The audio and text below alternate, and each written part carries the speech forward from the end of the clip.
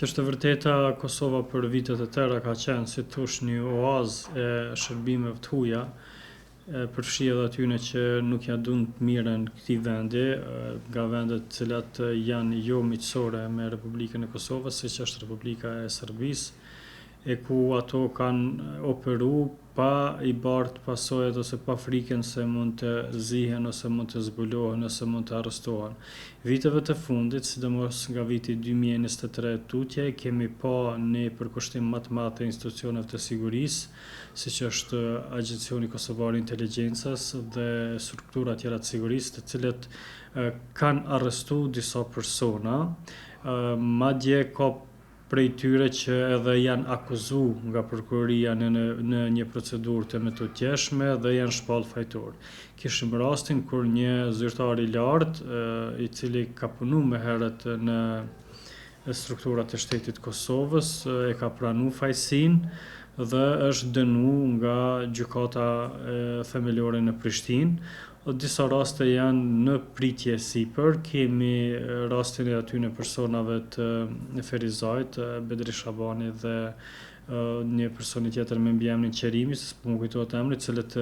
është ngrit akt akuza dhe me sa diun është konfirmuar në shkallë të parë, tash pritet vetëm prej apelit. Kemi raste dhe ku, siç është kjo ish-punëtorja e OSBE-s, të cilës është ngritur akt akuza, pra kemi pa një përkushtim të madh të institucioneve të sigurisë Kosovës në luftimin e spionazhit dhe krejt kjo punë ka rezultuar me arrestime, akt akuza edhe do të thoya edhe në një rast apo dy ka pas edhe akt gjykim, sikurse është ai rasti që e përmenda më përpara. Është mirë që organet e Kosovës janë vedisu dhe kanë arrit në atë nivel që ta luftojnë këtë dukuri, sepse është një dukuri e rrezikshme e cila natyrisht që i bën dëm shtetit Kosovës dhe tenton ta luftoj, ta minoj shtetësinë e Kosovës nga brenda dhe përderisa ketë struktura të organizuara të spionazhit në shtetin e Kosovës, atëherë kjo paraqet një rrezik për sigurinë e gjithëmbashme të këtij shteti. Mbase të dyjat, mbase tash është koha kur institucionet e Kosovës kanë arrit një lloj pjekurie dhe maturie dhe kanë arrit në një stad ku mbase tash është koha ku institucionet e Kosovës, siç e thash, kanë arrit atë stadit e zhvillimit dhe pjekurisë së tyre dhe në atë nivel që të identifikojnë, të kapin. Ndoshta në të kaluarin edhe ky lloj kriminaliteti, sepse spionazhi është krim, është vepër penale sanksionuar sipas kodit penal të Republikës Kosovës, nuk ka qenë shumë prioritet i vetë institucioneve të Republikës Kosovës,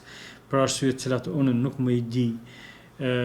Por fakti që ka pas një mobilizim të madh kohëve të fundit tregon edhe për një qasje të re të institucioneve të Kosovës krahasuar me të kaluarën. Pra kemi një luftë më serioze nga ana e organeve të sigurisë kundër spionëve dhe spionazhit, i cili siç e thash ka qenë dhe është tepër i dëmshëm dhe nuk dyshoj që në të kaluarën janë përmes kësaj lloj veprimtarie kriminale, agjentaturës, janë bërë shumë dëm shtetit Kosovës, përfshi edhe në aspektin ndërkombëtar, po edhe të brendshëm. Kur e kam fjalën ndërkombëtare, kam fjalën në dëmtim të imazhit ose gjëra të tjera, ose në dëmtim të asaj që Kosova, siç është provuar më herët, janë provuar dhe janë bërë shumë, si të them, dëme në korrez të Kosovës, qytetarëve të saj dhe sidomos të luftës së Kosovës me të tilla veprimtari, cilat sot po luftohen me drejt nga Agjencioni Kosovar i Inteligjencës.